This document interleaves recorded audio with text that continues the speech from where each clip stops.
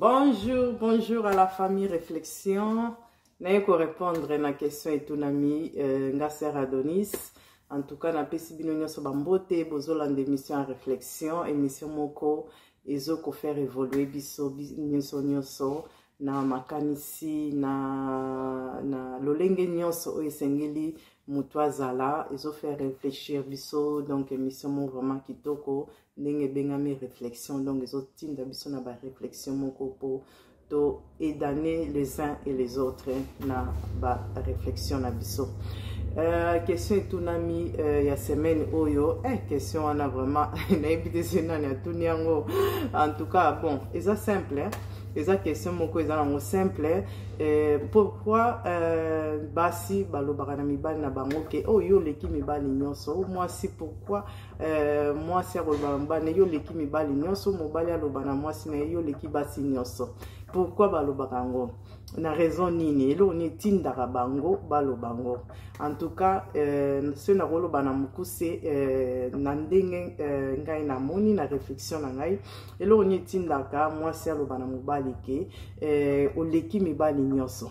Ezali selon mibali nyonso te oya mokili po na ndimi te ke mwasi anga bimina mibali nyonso baza na mokili o palo baki oleki mibali nyonso. Ezali façon ya ko s'exprimer ya ko talisa mobali wana ke na moment oyo, donc dans le présent oyo boza wana émotion no imati. Donc ça veut dire que mobali apozaki ba acte moko na mwasi na ye azana ba critère moko o mwasi ana azaki ko s'attendre parce que mwasi ana azui amoni na bisaleli amoni na ba sentiment ke mobalango yewana. Donc ba critère au mwasi azaki nango amoni yango sikoyo et ça mobala zo sala ngo sikoyo zo posa ngo en acte yango sikoyo ke sali ke mwasi ke na moment na. Donc na loba ke eza na moment na ka ke mwasi alobi na mobali ke oleki vraiment mibali nyonso. Donc alobi yango selon critère na ye oyo azalaka nango na oyo mobali oyo adingi azala na ye a vivre na ye. Donc ndeti ya ninga mobali moko aza très attentionné, mobali moko aza doux, mobali moko aza très écoutant tant aza na parole, mobali moko azali responsable, mobali moko aza kawana bozo sala ba blague, bozo seka même ato sali moi gaz bozo seka malgré tout eza eloko moko eza na odeur mais azo seka. Donc bozo s'amuser na nyonso. Donc tant azo mona yo ndongo zo se comporter na bana ba caractère wana nyonso zo posa zo mona ke ye vraiment ye wana vraiment. Donc yango nga na dingaka. Donc na moment wana émotion ni mati tellement émotion ni mati, donc okoko bomba ngote oko s'exprimer olobi ke ante oleki bango nyonso. Mais ezaka pona moment wana eza nango te mpona tous les jours po omoni ndenge mokili tournaka mokili ezo tourner tous les jours, bana bazobotama bato bazokufa, donc émotion na biso pe esirkilaka. Donc lelo omona oza na sentiment moko ya joie, omona moment moko sentiment moko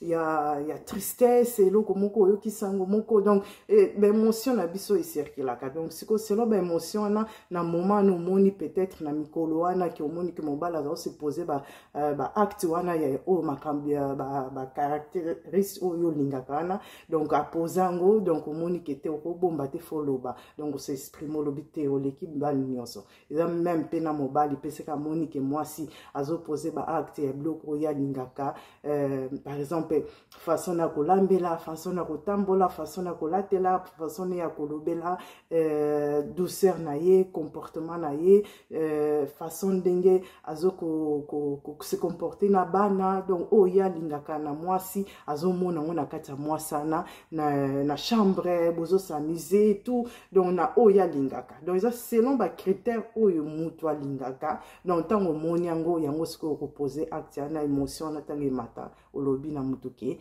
ya oleki bango nyonso. Oleki bango nyonso na bango nyonso te na mokili. Non, eza façon kaka ya kolobela. Oleki bango nyonso te po okoloba te ke puso ko bimano kana mobali moko.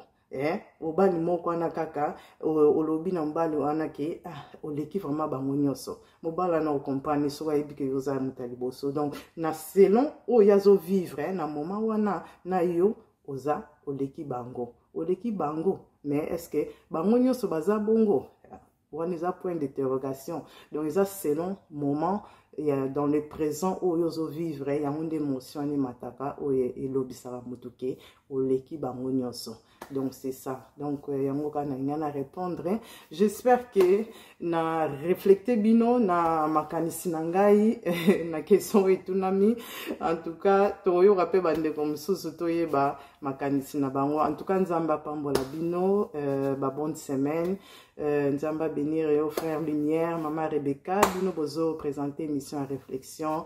En tout cas ba question mususu koya na ba question belé, ba question ezali trotuna pour te développer biso nyonso makanisi na biso na bonzambe na social vie sociale tout. Donc et ça la biso nyonso bien quoi. Donc bozala bien nzamba batela bino couvrir bino na lumière na ye. Bonne semaine à tous, au revoir.